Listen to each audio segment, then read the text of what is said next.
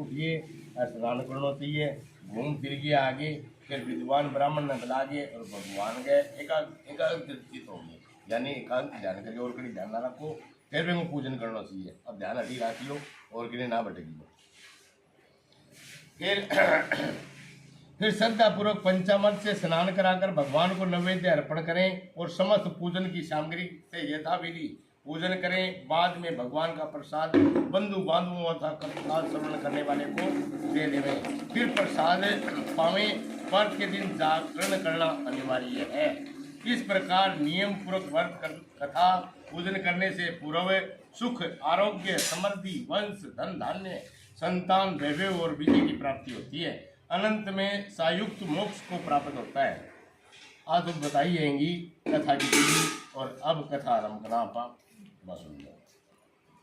सूत जी बोले, नैवेश्यारण्यम में पूर्व समय गंगा तट पर महाराज युधिष्ठिर ने जरासंध के वध के लिए राजसूय यज्ञ किया।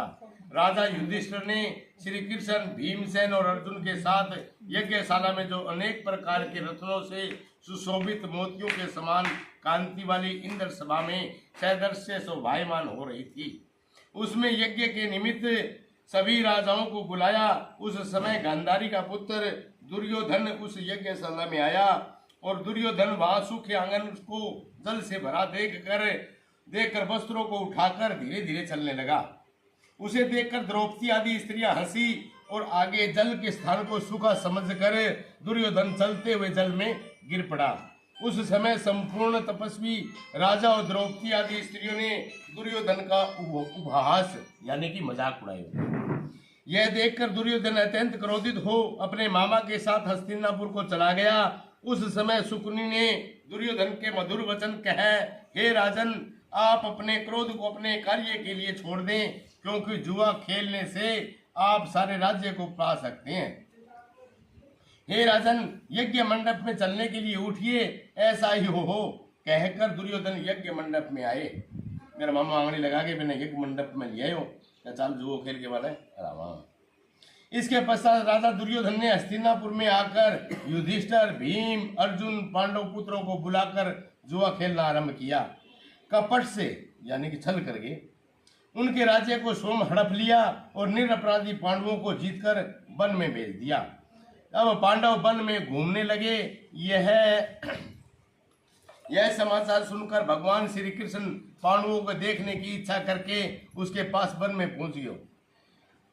चलो सूत जी बोले कि हे ऋषियों, वन में रहने पर दुख से दुर्लभ पांडव जगदीश्वर कृष्ण को देखकर उसे प्रणाम करने लगे। युधिष्ठिर बोले, हे जगदीश्वर, परिवार सहित मैं बहुत दुखी हूँ, इस दुख के सागर से मुक्ति का उपाय बताइए। श्री भगवान बोले, किस देवता की पूजा से हम अपना राज्य प्राप्त कर सकते हैं, अथवा किस व्रत को करूं जिससे आपके प्रसाद से मेरा हित हो। श्री कृष्ण बोले, हे युधिष्ठिर, श्री अनंत भगवान का पूजन व्रत और पुरुष स्त्रियों दोनों को करना चाहिए। पुरुष और स्त्री दोनों कर उसके व्रत है। मैं आ तो सुन लो एक लेकिन बताऊं बात ना, मतलब टोट का ना बताओ भाई है कोनी ने ना बताओ, मैं बता रही बाद में कहिए थे भगवान के कहना। श्री कृष्ण जी, आपके कहे से ये अनंत भगवान कौन है? क्या शेषनाग है, क्या तक्ष सर्प है, अथवा परमात्मा को ये अनंत कहते हैं? हे केशव, ये अनंत कौन है? कृपा करके हमें यथार्थ कहिए। श्री कृष्ण बोले, अनंत रूप मेरा ही है, ये अनंत मैं ही हूँ। सूर्य भी मैं ही हूँ, ग्रह भी मैं ही हूँ, आत्मा भी मैं ही हूँ। जो कहे जाते हैं वो पल और विपल, घड़ी और दिन, रात, पक्ष, ऋतु, मास, युग, ये सब काल कहे जाते हैं, वो भी मैं ही हूँ। वही अनंत कहा जाता है। मैं ही वह कृष्ण हूँ। मैं ही पृथ्वी पर भार उतारने के लिए अवतार धारण किया है। दुष्टों का नाश और साधुओं की रक्षा करने को वासुदेव के वंश में उत्पन्न हुआ हूँ। आदि मध्य अंत कृष्ण, विष्णु, हरि, शिव, वैकुंठ, सूर्य, चंद्रमा, सर्वव्यापी ईश्वर और सहदृष्टि को नाश करने वाले विश्व रूपी महाकाल इत्यादि रूपों को मैंने अर्जुन के ज्ञान के लिए दिखलाया था। योगियों का ध्यान करने योग्य और संसार रूपी अनंत, जिसमें चतुर्दश इंद्र हैं, 8 वसु हैं, 12 सूर्य, एकाग्र रुद्र हैं और नारद आदि 7 ऋषि हैं। समुद्र, विंध्याचल, पर्वत, गंगा आदि नदी, वृक्ष, नक्षत्र, दसों दिशाएं, भूमि, पाताल, भूलोक और भू इत्यादि जो लोक है नी, वो भी युधिष्ठिर ये सब मैं ही हूँ, और कुछ ही बोनी सारी की मैं हूँ। इसमें कोई संदेह नहीं है। युधिष्ठिर बोले, हे विश्ववर, अब आप अनंत व्रत का महाकाव्य और विधि कहिए। अनंत व्रत का अनुष्ठान करने वाले प्राणी को क्या पुण्य होता है और उसका क्या फल मिलता है, सो कहिए, मैं ये जानना चाहता हूँ। पूर्व काल में अनंत व्रत किसने किया और इससे मृत्यु लोक में किसने प्रकाशित किया, यह सब विस्तार से कहिए। तब श्री कृष्ण बोले, हे युधिष्ठिर, पहले सतयुग में एक सुमंत नाम का ब्राह्मण था। उसने वशिष्ठ गोत्र में उत्पन्न भृगु की सुंदर कन्या दीक्षा को वेदोक्त विधि से विवाह किया। थोड़ा समय बीतने पर उसके गर्भ से उत्पन्न लक्षणों वाली कन्या उत्पन्न हुई। वह सुशीला शीला नाम वाली कन्या पिता के घर बढ़ने लगी। उसी समय शीला के माता जवर से पीड़ित यानी कि बुखारों चढ़ के बेईमान है, वह माँ पूरी होली। पवित्र नदी में जल में गिर के वह पूरी होली। उसके पश्चात सुमंत ने ब्राह्मण की कन्या से, जिसका नाम कृकसा था, विधि पूर्वक विवाह किया। दुष्ट स्वभाव कृकसा नित्य झगड़ा करने वाली थी। उसकी सहेली शीला नाम की कन्या अपना पिता के घर के भीतर में खम्भों पर, देहली पर चित्रकला तोरण आदि में चतुर थी। नीले, पीले, सफेद, काले इत्यादि रंगीन चित्र विचित्र से सजाया करती थी। संग कमल बारंबार बनाया करती थी। इस प्रकार बहुत काल व्यतीत हुआ। इस प्रकार वह कुमार्य अवस्था वाली शीला पिता के घर में बड़ी हुई। कुमार्य अवस्था मतलब लोग शादी करना ही होगी। बात स्त्रियों को युवावस्था में चिन्हित से युक्त शीला को देखकर सुमंत को चिंता की कि वह कन्या मैं किसको दूं, और इस विचार से दुखी हुआ।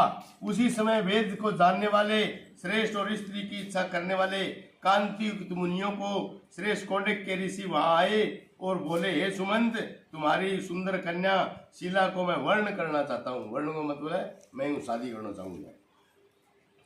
और बोले, हे सुमंत, तुम्हारी सुंदर कन्या को मैं वर्ण करना चाहता हूँ। तब सुमंत ने शुभ दिन में श्रेष्ठ मुनि एक धर्मयुक्त कोणक के नाम ऋषि से कन्या का विवाह कर लिया। श्री कृष्ण बोले, हे युधिष्ठिर, गृहस्थ सूत्र में कही हुई विधि से विवाह किया। उस समय मांगलिक कार्य किए गए। स्त्रियों ने मंगल गान किया। ब्राह्मण ने स्वस्तिक वाचन आदि, वंदीजनों ने तुम्हारी जय हो का घोष किया। यह विवाह कर्म संपन्न होने पर ब्राह्मण ने अपनी पत्नी कृकसा से सुमंत बोले, हे प्रिय, दामाद को संतोष के लिए कुछ दहेज देना उचित है। ऐसे वचन सुनकर कृकसा ने क्रुद्ध हो अपने घर के संपूर्ण पदार्थों को इकट्ठा कर लियो और उसे पेटी में बंद कर अपने पिता के घर जाने को कहा। भोजन से बचे हुए पदार्थ मार्ग में भोजन के लिए रख लिए। सुमंत से बोली कि मैं घर धन आदि कुछ भी नहीं, जो हो देख लो। ये युधिष्ठिर ऐसे वचन को सुनकर महादुखी हुआ। विवाह के पश्चात कोडक के अपनी शीला पत्नी स्त्री को रथ में बिठाकर वहां से धीरे धीरे चल पड़ा। मार्ग में पुण्य रूपा युक्त नगदी के यमुना नदी के देख उसके किनारे रथ खड़ा कर नित्य कर्म करने को चल दिया। दोपहर को भोजन के समय उसी यमुना तट पर उत्तर शीला ने लाल वस्त्र पहने हुए बहुत सी स्त्रियों को देखा, जो अनंत चतुर्दशी की भक्ति पूर्वक जनार्दन भगवान की पूजन कर रही थी। उन स्त्रियों के समीप जाकर धीरे से पूछा, हे भार्याओं, तुम कृपा करके आप मुझे बताओ कि आप किसका व्रत कर रही हो और इस व्रत को करने से आपको इसका व्रत का क्या नाम है। और शीलावती स्त्री ने ऐसे वचन सुनकर संपूर्ण स्त्रियां बोली कि हे शीले, इसका नाम अनंत व्रत है। इस व्रत में अनंत देव की पूजा की जाती है।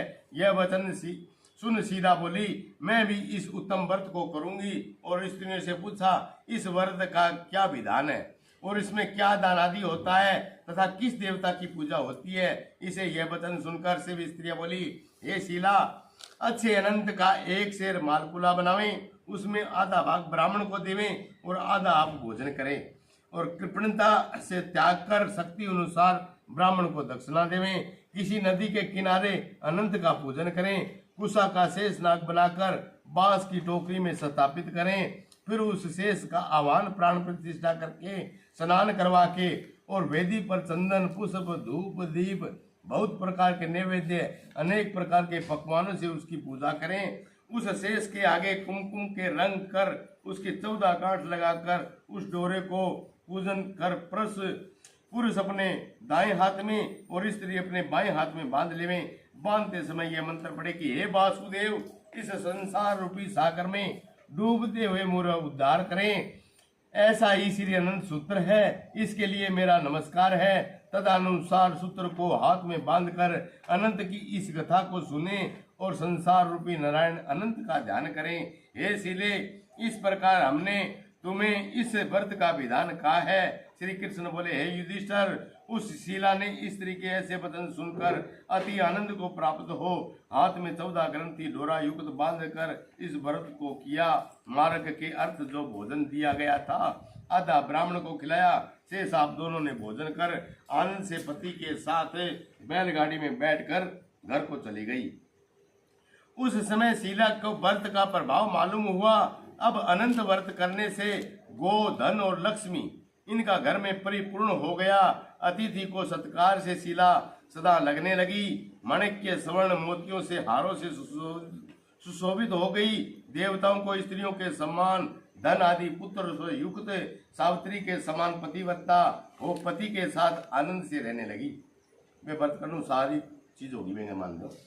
किसी समय उसके पति ने शीला के हाथ में डोरा बंधा हुआ देख लियो। फिर मेरा पति मेरा हाथ में डोरा बांधे तो देख लियो का तुम तो मेरा बस में करने वास्ते मान रखी है। तो बेने गुस्सो आ गया, वो मानो क्यों कभी धन संपदा बहुत ही। तो बेने देख के वो डोरों पे तोड़ के आगे में भगा दियो। ठीक है, यह डोरा धारण किया है। शीला बोली, हे स्वामीन, इसके प्रसाद से मनुष्य का हर लोक में धन धान्य संपदाओं को पाते हैं। उसी अनंत डोरे को मैंने धारण किया है। शीला के ऐसे वचन सुनकर उसके पति कोडक के ऋषि ने लक्ष्मी के मध्य में अनंत के डोरे को तोड़ डाला और वह अनंत कौन है उस मुंड के डोरे को जलती हुई आग में डाल दिया। तब हाहाकार करती हुई शीला अनंत सूत्र को अग्नि से निकालकर दूध में डाल दिया। इन्हीं कर्मों के फल से कोडक के सब ऐश्वर्य नष्ट हो गए। जो को डोरो तोड़ने बाद में सार धन संपदा गौ मान लो राज पाट सारे नुकसान हो गए, कुछ ही कौन बचे हुए नहीं। तो उन सब जनों से कलह और बंधुओं से प्रति झगड़ा होने लग गया। अनंत के डोरे तोड़ने से घर में दरिद्रता आ गई। भगवान बोले, हे युधिष्ठिर, उससे कोई मनुष्य बोलता भी नहीं था। शरीर पीड़ित शरीर से अत्यंत दुखी होकर वह बोला, हे शीले, तुमने अकस्मात शोक होने का कारण क्या है? मेरा सब धन नष्ट हो गया, कोई मुझसे बात भी नहीं करता। देह में नित्य प्रति पीड़ा रहती है। देह माने शरीर के अंदर कभी बुखार जुकाम कभी की हो जाए, अभी होगी पीड़ा। हे शीले, मुझसे क्या अपराध हुआ है? अब पूछे, और क्या करने से मेरा कल्याण हो सकता है? पति के ऐसे वचन सुनकर शीला बोली, हे स्वामी, आपने जो अनंत के डोरे का अपेक्ष यानी कि अपमान करियो है, उसी के पाप का यह फल है। हे महाभाग्य, भविष्य में दव्य आदि सब होंगे, परंतु उसके उपाय करो। शीला के वचन सुनकर वह अति दुखी हो तब करने का उसके हस्तक्षेप से सब पाप नष्ट हो जाते हैं। कहाँ पर मिलेंगे? धन पदार्थ आदि होने से सुख और दुख ये सब विचार करता हुआ वह निर्जन वन में घूमने लगा। वहां उसने फलों के समान वृक्ष देखा, उसमें कीड़े पड़ गए। यह देखकर कोडक्य ने वृक्ष से पूछा, तुमने किसी स्थान में अनंत देव को देखा है? हे राजन, देखा तो मुझे बताइए, क्योंकि उन्हें न देखने से मेरे चित्त में बड़ा दुख हो रहा है। यह सुनकर वृक्ष ने कहा, हे कोडक्य, मैंने अनंत को कहीं नहीं देखा। ऐसे उत्तर को सुनकर कोडक्य ऋषि महादुखी होकर आगे चल दिए। श्री कृष्ण जी बोले, हे युधिष्ठिर, अनंत के दर्शन की लालसा करते हुए ऋषि ने वन में इधर उधर घूमती हुई बछड़ों सहित गो को देखकर उसने गाय से पूछा, हे धेनु, तूने अनंत को देखा है तो बताइए। यह सुनकर गाय ने कहा, हे दिग्गज, मैंने अनंत को नहीं जानती। आगे चलकर एक बैल को देखा। ऋषि ने उससे भी पूछा, हे गोस्वामीन, तुमने अनंत को देखा है? बैल बोला, मैंने अनंत को नहीं देखा। तब घोड़े के ऋषि आगे चलकर 2 पुष्पणियों को देखा। उसने कलहल से परस्पर लहरें मिल रही थी। कमल कुमंदनी बहुत प्रकार की शोभा दे रही थी। ब्रह्म हंस चकवा सारस बुगला जाति के पक्षी क्रीड़ा कर रहे थे। उस कोडक्य ने पुष्पकणियों से पूछा, तुम दोनों ने अनंत को देखा है? यह सुनकर पुष्पकणियों ने उत्तर दिया, हे दिग्गज, हमने अनंत को नहीं देखा। आगे चलकर उन्होंने गधा और हाथी को देखकर उनसे भी पूछा, तुमने अनंत को देखा है? तो उन्हें भी संतोषजनक उत्तर न मिलने पर उसकी आशा नष्ट हो जाने से वह वन में बैठ गया। तो युधिष्ठिर कोडक्य ऋषि की आशा छोड़कर छोड़कर विपुल हो वह बहुत गर्म श्वास छोड़ता हुआ पृथ्वी पर गिर पड़ा। थोड़े समय में सावधान होने पर अनंत ऐसा कहते हुए घोड़े के ऋषि उठकर संकल्प किया और प्राणों को छोड़ दूंगा। हे युधिष्ठिर, तब वृक्ष मरने के लिए फांसी डाली। तब अनंत का प्रत्यक्ष होकर आ गए। ब्राह्मण का रूप धारण करके अनंत ने कहा, हे दिग्गज, इधर आओ। उसका दाहिना हाथ पकड़कर पर्वत की गुफा में चले गए। वहां सुंदर स्त्री पुरुषों से युक्त उस ऋषि को अपनी पुरी को दिखाया। वहां एक दिव्य सिंहासन पर बैठे शंख चक्र गदा पद्म गुरुड़ सहित विश्वरूप अपनी विभूतियों से भेदों से युक्त तेज और कुसुम मणियों से वरमाला धारण किए हुए उन देवताओं को देख किसी ने पराजित होने वाले उस विश्वरूप कोणक्य ऋषि को देखकर उसकी स्तुति करने लगे। हे पुंडरीकाक्ष, मैं पापी हूँ, पाप करने वाला पाप आत्मा हूँ, मेरे पापों में उत्पन्न हूँ। आप मेरी रक्षा करें, आप मेरे पापों को हरें। हे जगदीश्वर, आप मेरी जीवन और जन्म दोनों धन्य हैं। तुम्हारे चरण कमलों से मेरा मस्तक ब्रह्म के समान सप्रक्त कर रहा है। कोणिक्य ऋषि के वचन सुनकर अनंत देव मधुर वाणी से बोले, हे कोणिक्य, तुम निर्भय होकर अपने मन की बात मुझसे कहो। तब कोणिक्य बोले, मैं अपनी संपत्ति के घमंड में आकर अनंत का डोरा तोड़कर उसकी निंदा की, उससे मेरी सब संपदा नष्ट हो गई। सब जनों से नित्य झगड़ा होने लगा, मुझे कोई बात भी नहीं करता था। महादुखी होकर तुम्हारे दर्शन के लिए आया हूँ।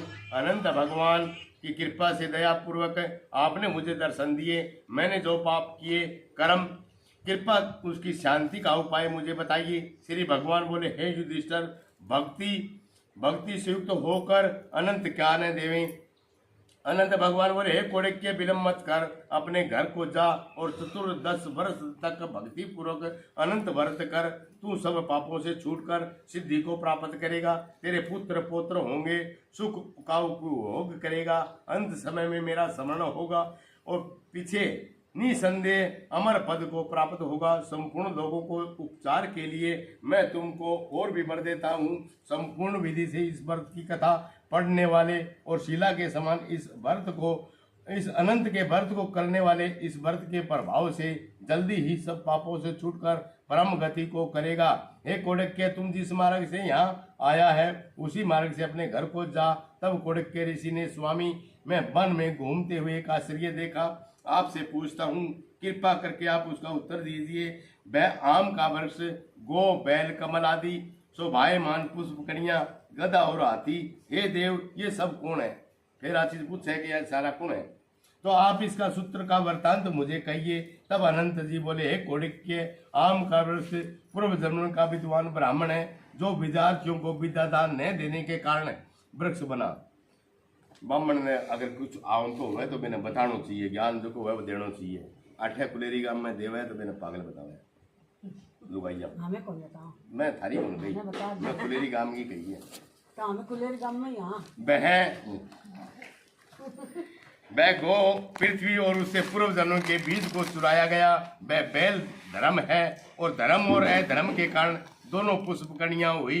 वह पूर्व जन्म में कोई ब्राह्मण जाति की दोनों भगनी को मतलब दोनों बहनाई जो धर्म करती थी, वह परस्पर कहती थी, उन्होंने ब्राह्मण आदि और दुर्लभ को कुछ भी भोजन आदि पदार्थ कौन दियो। याचका ने भिक्षा भी कदी को निकाली के रायणा ने। उस पाप के कर्म से परस्पर लहरती और जल एकत्रित होकर वह गदा क्रोध है और हाथी मद है। वृक्ष ब्राह्मण है, मैं अनंत हूँ, इस करंद संसार है। इस तरह कहकर अनंत जी अंतर ध्यान हो गए। यह चरित्र कोणिक्य सपन समान देखकर अपने घर आए। श्री कृष्ण बोले, हे युधिष्ठिर, कोणिक्य ऋषि के चतुर्दश वर्ष अनंत व्रत किया। अनंत के कहे अनुसार सुख भोग कर अंत में अनंत का स्मरण कर अनंतपुर को चले गए।